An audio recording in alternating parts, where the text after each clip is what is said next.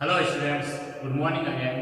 10th class RBSE board में online classes में आप सभी बच्चों का यूट्यूब चैनल पर हार्दिक स्वागत है। पिछली क्लास में हमने 5.3 से पहले कुछ जो एग्जाम्पल दे रखे हैं उनको हल करना स्टार्ट किया था। आज हम उन्हीं में 15 एग्जाम्पल देख रहे हैं। दिया हुआ है कि कोई एपी यानी समांतर श्रेणी 54,51,48 के कितने पदों का योगफल 513 होगा। कितने पदों का, इसका मतलब है इसमें पद नहीं पता है। एपी पता है तो एपी से प्रथम पद और साधारण पद तो निकाल सकते हैं, लेकिन कितने पद है ये नहीं पता है। कितने पदों का योगफल 513 होगा तो यहाँ पर n ज्ञात करना है। ठीक है प्यारे बच्चों, n ज्ञात करना है और योगफल 513 होगा। n वहाँ पद है, 513 नहीं है, यानी कि n का मान 513 नहीं है। योगफल नाम अगर लिख के उसके बाद में वो संख्या लिखी हुई मिलेगी, योगफल लिख के उसके बाद में तुरंत कोई संख्या लिखी हुई मिलेगी, इसका मतलब वो आपका क्या होगा वहाँ पे Sn। अब Sn होगा यानी Sn के मान के बराबर होगा, तो कोई भी मान यदि Sn के बराबर दिया हुआ है तो आपको हमेशा उसको सूत्र के बराबर बिठाना है। इनको कंटेस्ट कर लो चीजों को। तो Sn के दो फॉर्मूले निकाले हुए हैं। अब Sn का कौन सा फॉर्मूला यहाँ पे काम में आएगा? यहाँ अगर आपका अंतिम पद भी मौजूद होता तो आपका अंतिम पद होने वाला फॉर्मूला Sn का यानी Sn बराबर n/2 a प्लस n वो फॉर्मूला काम में लेते। लेकिन यहाँ पर अंतिम पद नहीं है तो आपको कौन सा फॉर्मूला लग जाएगा? Sn बराबर n/2 कोष्टक 2a प्लस कोष्टक n-1 कोष्टक 1d। वो फॉर्मूला यहाँ पर काम आ जाएगा। तो देखिए पहले बच्चों, हल करना स्टार्ट करते हैं। हल में शुरुआत में क्या लिखना होता है, समझिए इस चीज को। यहाँ शुरुआत में आपको जो एपी दे रखी है उसको लिख देना है। सबसे पहले दी गई एपी निम्न है,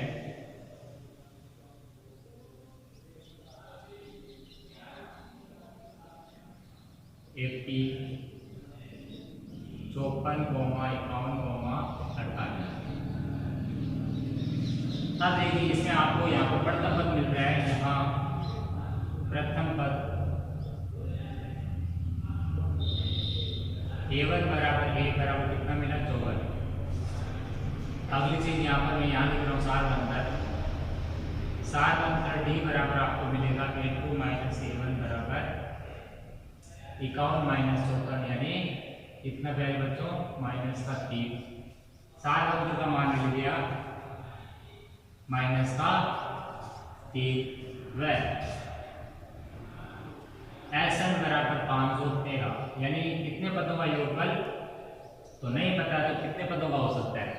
अंतिम पद यानी जहां तक हो सकते हैं वहां तक, यानी n पदों का योगफल ये हो सकता है। अगर ये दिया होता कौन सा पद 513 होगा तो इसका मतलब ये an हो सकता था, अंतिम पद हो सकता था। तो हमेशा an और Sn के बराबर लेना होता है। Sn बराबर 513, ये कहां से मिला? ये दिया हुआ आपका। और ज्ञात क्या करना है? ज्ञात क्या करना है आपको प्यारे बच्चों? n ज्ञात करना है। यहाँ पर कितने पद, यानी पद नहीं पता है तो n ही निकलेगा यहाँ पे। अब देखिए यहाँ से आगे सवाल स्टार्ट करते हैं। अब Sn दिया है तो तुरंत Sn का फॉर्मूला लगाएंगे, n होता है a का। फिर लिखेंगे, हम जानते हैं कि लैंग्वेज का थोड़ा सा ध्यान रखें कैसे लिख रहा हूं मैं। हम जानते हैं कि एपी के n पदों का योग Sn बराबर क्या होता है? फॉर्मूला n/2 कोष्टक 2a प्लस कोष्टक n-1 कोष्टक d। ये आपका फॉर्मूला होता है। अब इसमें मान रख दो आप। मान रखने पर मान किसकी जगह रख सकते हैं? Sn की जगह 513। n आपका निकलेगा, n की जगह n रहेगा। a आपका दिया हुआ कितना? 54। n आपका रहेगा n, d का मान यहाँ पर मिल चुका कितना? माइनस का। जो वैल्यू है उसको मैंने पुट कर दिया, रख दिया। अब आगे समझिए। अब आप क्या कर लीजिए, पहले इस कोष्टक को हल कर लीजिए। 513 बराबर n/2, 54 गुणा 2 कितना हो गया बच्चों? 108 प्लस ये माइनस 3 यहाँ से कट करेगा तो क्या बनेगा? माइनस का। और 3 से गुणा होगा तो कितना आएगा? यहाँ पर आ जाएगा माइनस का 3, और ये गुणा होकर आ जाएगा आपका 3। यहाँ पर गुणा होगा तो 3n और अंदर हो जाएगा 1 से गुणा तो 3n माइनस 3। कैलकुलेशन का ध्यान रखिए, ये माइनस और प्लस करके माइनस बना, 3 बच गया था। 3 से गुणा n का हुआ 3n, 3 का गुणा माइनस 1 से हुआ 3 माइनस का। अब समझिए आगे, यहां से आगे देखते हो।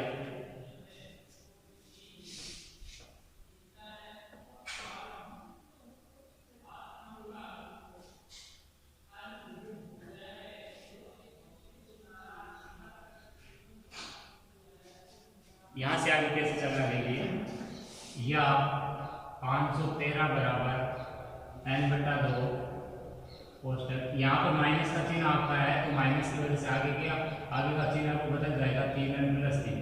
अब जोड़ बाकी हो रही है वो कर लीजिए, 513 बराबर n/2, 108 3 दूर कितना हो गया 111 - 3n, या 513 को यहाँ पर बदल गुणा करेंगे, आगे क्या कर लीजिए बदल गुणा, आगे कितना होगा यहाँ बदल गुणा करेंगे अब यहाँ पर बदल गुणा, तो बदल गुणा से क्या आएगा 513 गुणा 2 होगा और इधर आपका 1 से गुणा होगा तो 1 गुणा n, कोष्टक में जो है वो ऊपर ही है तो 111 - 3 है। इस टाइप से मैंने बदल गुणा करा दिया, या 513 का 2 से गुणा 1026, ये 1 गुणा n का इससे गुणा होगा तो 111n - 3n²। अब समझिए आगे, ये एक द्विघात समीकरण बन रही है। द्विघात समीकरण का रूप क्या होता है कि एक ऐसी समीकरण जिसमें उच्चतम घात 2 होती है और जो मान है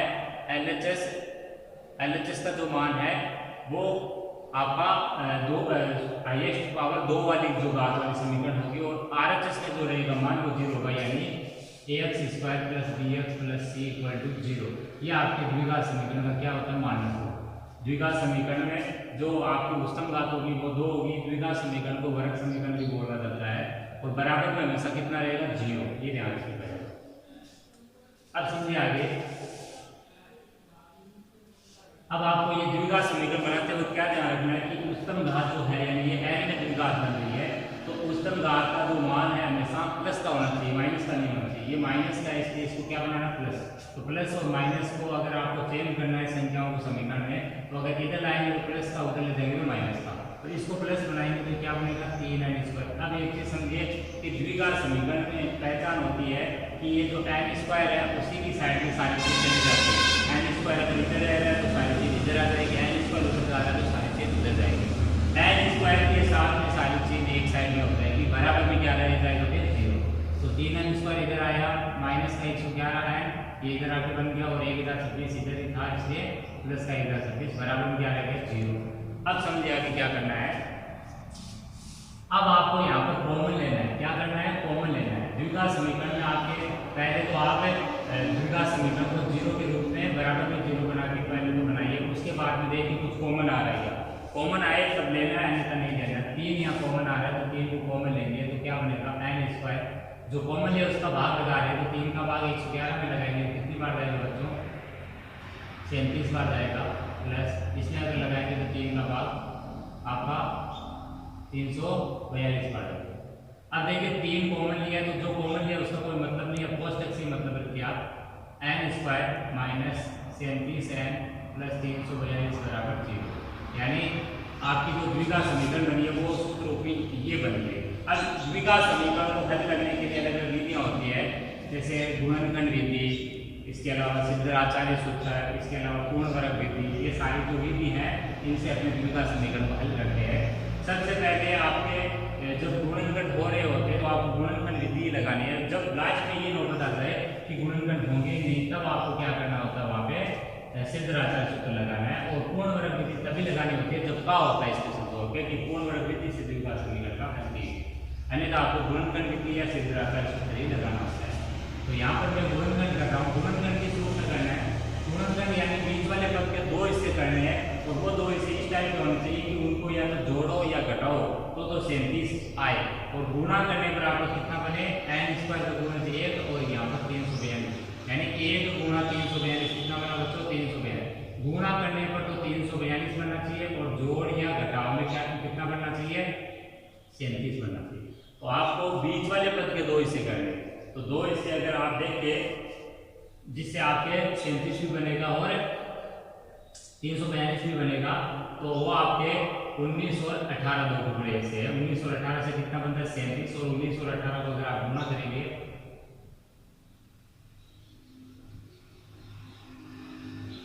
तो 342 पे आएगा। ठीक है प्यारे बच्चों, तो कहने का मतलब है कि इस द्विघात समीकरण के आपके 2 जो टुकड़े हुए हैं वो कौन से हुए बच्चों 18 और 19। अब 18 और 19 के आगे के चिन्ह लेने हैं, तो चिन्ह आपके कितने टाइप के होते हैं 2 टाइप के लेंगे, यहाँ पर प्लस माइनस प्लस माइनस।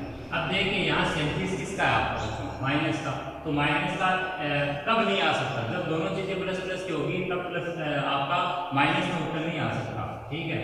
तो यानी एक चीज या तो प्लस की एक माइनस की होने पर ऐसा हो सकता है, या दोनों माइनस की हो तब हो सकता है। तो अब आप अगर एक प्लस एक माइनस लोगे तो आपको पता है ये घटेगी, और घटेगी तो 19 और 18 से आपका एक बनेगा, या तो प्लस का बनेगा या माइनस का। आपको एक नहीं बनाना, 37 बनाना। तो अब साफ हो गया कि आपका 19 और 18 किस चीज का होगा, दोनों ही माइनस के चिन्ह के होंगे। अब आपके यहाँ पे मैं इसके गुणनखंड कर रहा हूं, तो n स्क्वायर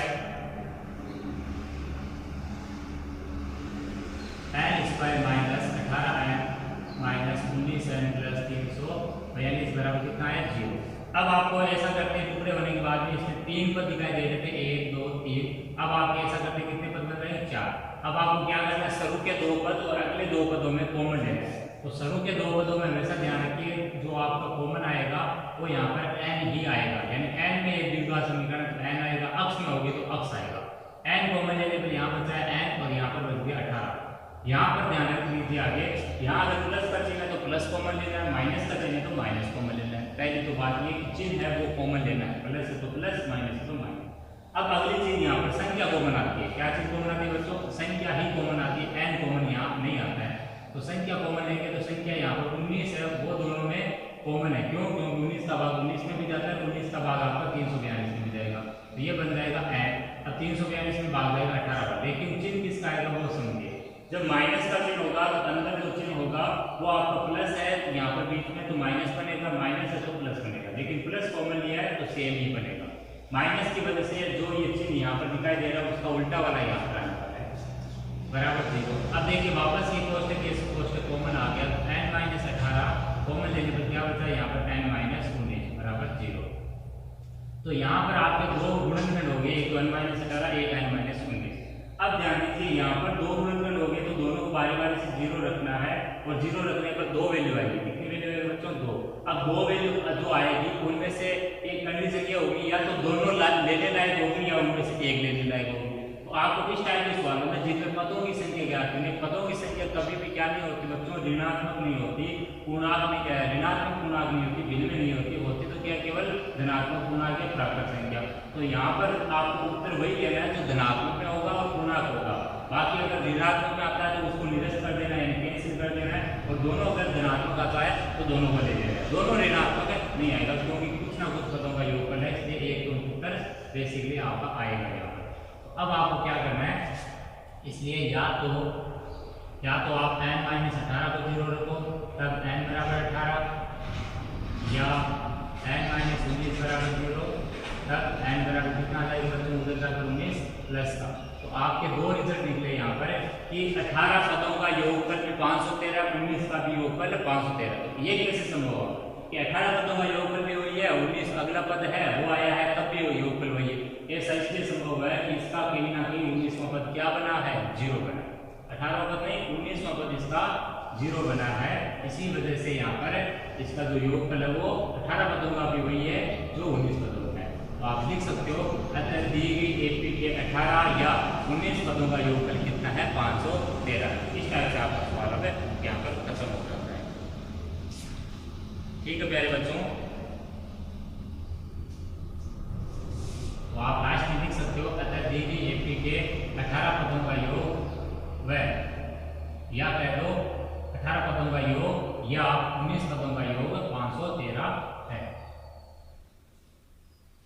अगला क्वेश्चन देखते हैं, ये इंपॉर्टेंट क्वेश्चन है। इस टाइप के क्वेश्चन आपके यूनिट में मिलेंगे, तो आप इनको समझते हुए चलिए। द्विघात बन जाए तो आगे कैसे हल करना, कैसे टुकड़े या गुणनखंड करने होते हैं। गुणनखंड उसी टाइप के करने जैसे मैंने 9th क्लास में आपको बहुपदों के टुकड़े करने सिखाए थे, गुणनखंड विधि से बहुपदों के टुकड़े या गुणनखंड करने, उसी टाइप से द्विघात समीकरण उसके भी टुकड़े आपको करने आने चाहिए। इसके लिए प्रैक्टिस करनी पड़ेगी आपको थोड़ी सी।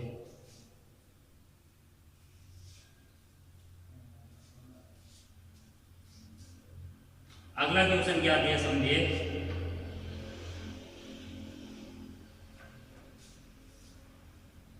अपना 16th एग्जाम्पल है, उदाहरण संख्या 16। किसी एपी के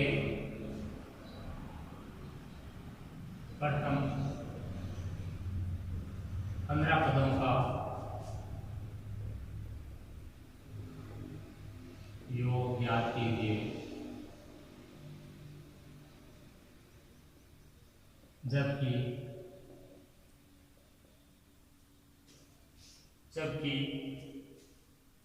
nवां पद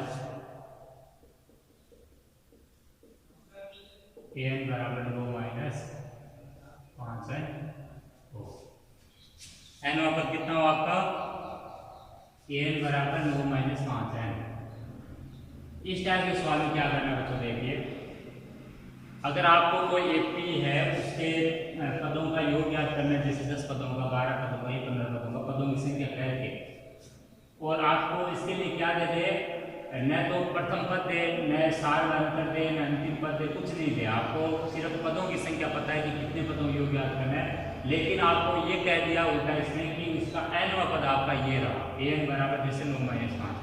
तो इस टाइप के सवाल में अक्सर आपको क्या करना है, ये जो an का जो मान है 9 माइनस 5 है, इसमें आपको एक बार n बराबर 1 2 3 ये रख के, 3 मान n बराबर 1 भी रखना है, 2 भी रखना है, 3 भी रखना है, ये रख के आपको a1 a2 और a3 की वैल्यू निकालनी है। क्लियर? a1 का मान आपका प्रथम पद होगा और a2 में से जब a1 निकलेगा तो आपका d निकलेगा।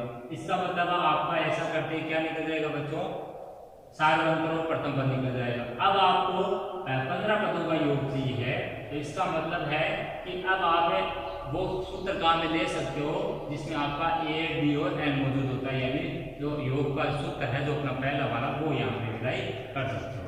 और देखते हैं सवाल कैसे करना आपको। यहाँ पर आपको प्रथम पद और सार अंतर आप मान लीजिए, पहले माना कि एपी का प्रथम पद स्मॉल ए व सार का अंतर स्मॉल प्रथम पद और सार अंतर आपने मान लिया। पुनः n बराबर कितना देर का आपको 9 माइनस 5 है। अब यहाँ आपको क्या रखना है, n बराबर 1 2 3 रखने, ये 3 तक की वैल्यू रखनी है आपको, ज़्यादा नहीं रखनी है। एक नंबर जब n बराबर 1 तब a1 बराबर 9 माइनस 5 गुना 1 बराबर कितना निकलेगा, 9 माइनस 5 बराबर 4, यानी आपका प्रथम पद कितना आ गया 4।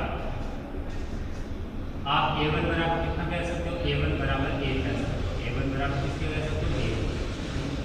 2 नंबर है आपका जब n बराबर कितना हो 2, तो 2 रखोगे तो a2 बराबर 9 माइनस 5 गुना 2 बराबर 9 माइनस 10 बराबर -1। 3 नंबर जब आपके n बराबर कितना हो 3, ये सबसे इजी तरीका रहता है, n बराबर 3 हो तो a3 बराबर हो जाएगा आपका 9 माइनस 5 गुना 3 बराबर 9 माइनस 15 बराबर -6, यानी आपका यहाँ पर a1 a2 a3 निकल चुका है। a1 a2 a3 निकलने के बाद में बच्चों क्या करना है आपको, अब आपको यहाँ पर सार अंतर निकाले, क्या निकाले हैं सार अंतर, क्योंकि जब आपके पास a1 a2 और a3 का मान आ जाए तो आप सार अंतर आराम से निकाल सकते हो। और एपी की बात चले तो आपको पता है कि अंतर आपका a2 माइनस a1 करने पर या a3 माइनस a2 करने पर बराबर ही आएगा। अब आप निकालेंगे सार अंतर, अतः सार का अंतर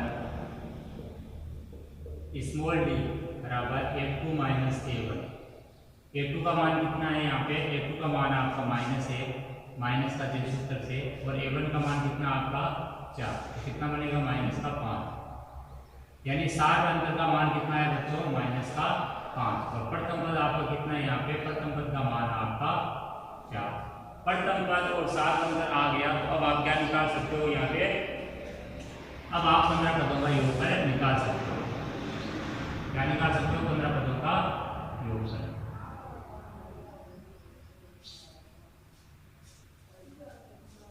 फिर लिखेंगे हम जानते हैं कि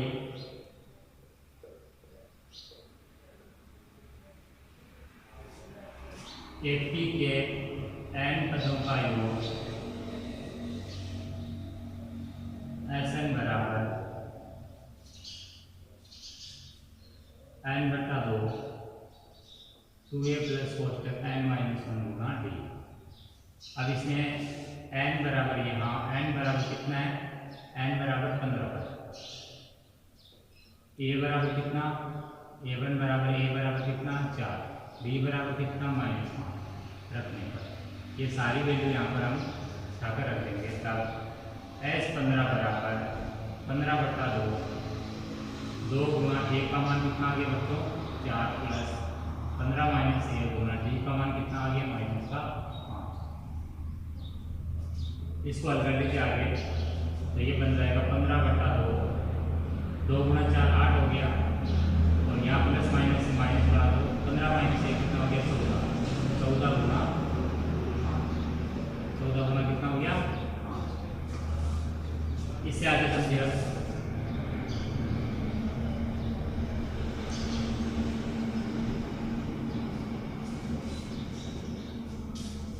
या S15 बराबर 15/2 8 माइनस 14 गुना 5 70 तो 15/2 गुना 8 में से 70 जाएगा माइनस का 62 और इसको जब हल करोगे 21 बार कैंसिल होगा तो कितना आ जाएगा 15 गुना माइनस का 21 यह आ जाएगा माइनस का 465 कितना आ जाएगा बच्चों माइनस का 465। अब आप लिख सकते हो अतः दी गई एपी के 15 पदों का योगफल -465 है। अतः दी गई एपी के 15 पदों का योग -465 है। इस टाइप से आपको ये सवाल करना था। अब देखिए अगला एग्जाम्पल।